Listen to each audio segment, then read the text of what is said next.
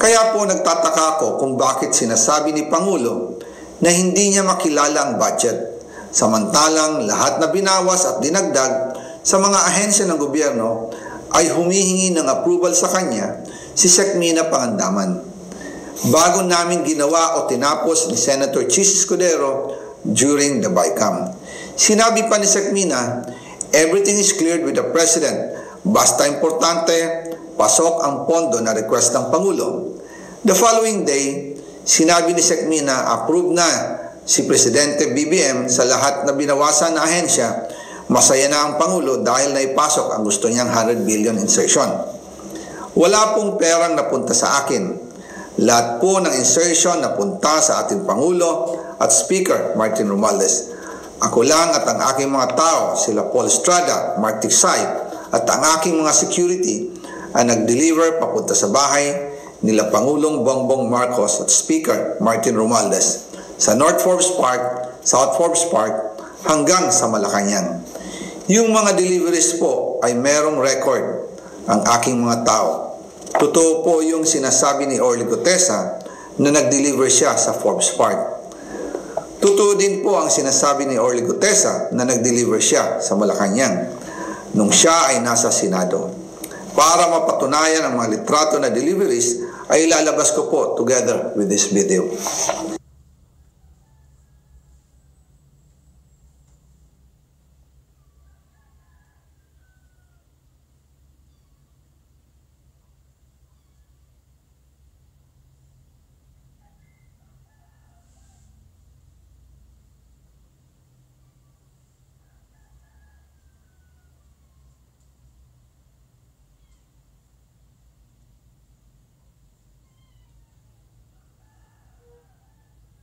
After po ng approval ng budget sa General Appropriations Act of 2025, nagtanong po ako sa DPWH kung magkano ang kailangan na ibigay sa Office of the President o ang SOP na bigayan.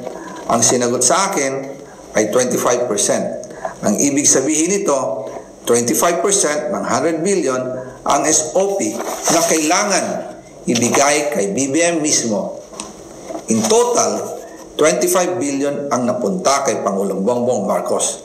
Kaya ngayon ay hinahamon ko si Ombudsman Remulla kung seryoso talaga siya sa mga sinasabi niya sa kanyang press release na idadamay niya pati si Martin Romualdez kung magbibigay ako ng ebidensya. Patunayan niya ngayon ang pronouncement niya. Imbestigahan niya ang fraternity Brad at ang kanyang kaibigan na si Speaker Martin Romualdez kung talagang tutupad siya sa tungkulin niya. Imbestigahan din niya si President Bongbong Marcos.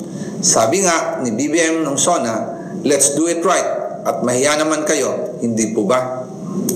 Nananawagan din po ako sa Senado na imbestigahan ang 100 billion insertion ni Presidente. Alam ko po na hindi gagawin ni Ombudsman Remulla ang hamon ko.